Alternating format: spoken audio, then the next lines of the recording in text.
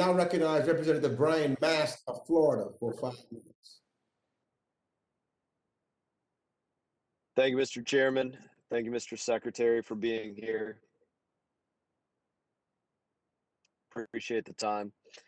Just want to start with this question, Mr. Secretary, and that is this. Who's in charge of Gaza? Who's in charge of Gaza? As a practical matter, probably more than anyone, Hamas. I'm glad this is an acknowledgement that we can both agree on. Would you say that any Palestinian police forces did anything to try to disrupt the thousands of rockets that were fired into Israel? I guess I would distinguish, well, first of all, it's not clear what capacity they had. In terms of any forces in Gaza, absolutely not. As you know, Palestinian police forces in the West Bank work in coordination with Israel to try to provide for security in the West Bank. There's been, I think, tremendous success with that over the years, and it's something that I know the Israelis value. But with regard to Gaza, no.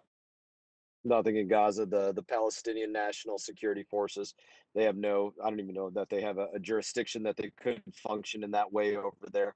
But as we talk about that and what's going on in Gaza and the thousands of rockets that were fired in May, those that were fired in April, those that were fired back in January, could you give any assurances that we're not going to be talking about more rockets fired in July, August, September, and throughout the year?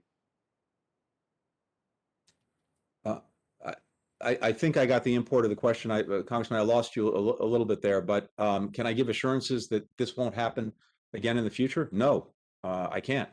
And in fact, I think that underscores the importance as well as the urgency in making sure that as we engage in addressing the deep humanitarian challenges in Gaza and rebuilding and reconstruction, we do it in a way that doesn't benefit Hamas and allow it to further rearm or put itself in a position to engage in further attacks.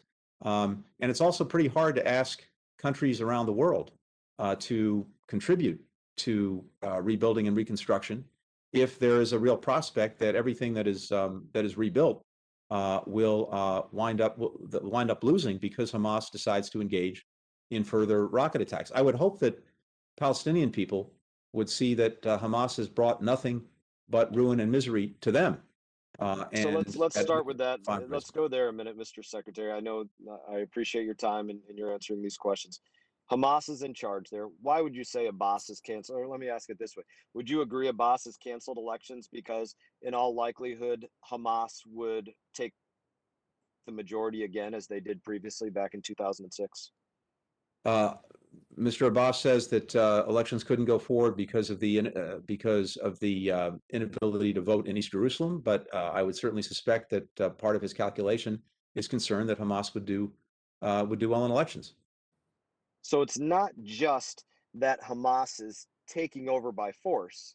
If Hamas would do well in the elections, then we're talking about the people fundamentally supporting Hamas, which makes it a false hope that the people would realize, oh, that they've been, drastically hurt by Hamas and all of their attacks. They would, in your speculation, as you've said, Hamas would probably win the majority of people voting for them.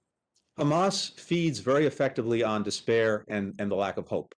And so in the absence of that, some people will, unfortunately, tragically, horrifically turn to extremes, which I think only underscores the imperative, including for Israel's security, that we find ways to effectively offer the majority. Not necessarily. Again, it depends how the the way the elections, if there were elections, go forward. Groups come together in coalitions. If the Palestinian Authority groups are divided, they may well represent a majority of the people, but still not win an election, or Hamas might do better. There are all sorts of different permutations. But the point is, and I think you raised an important point. Let's pause a minute, though. I think we largely agree on this. We're largely agreeing that Hamas is in charge there, and Abbas certainly recognizes that Hamas may very well win a popular election there. and we're going to give them hundreds of millions of dollars or invest hundreds of millions of dollars into their infrastructure. In a way that does not benefit Hamas, and in a way that benefits impossible. the It's Palestinian. impossible to not benefit Hamas.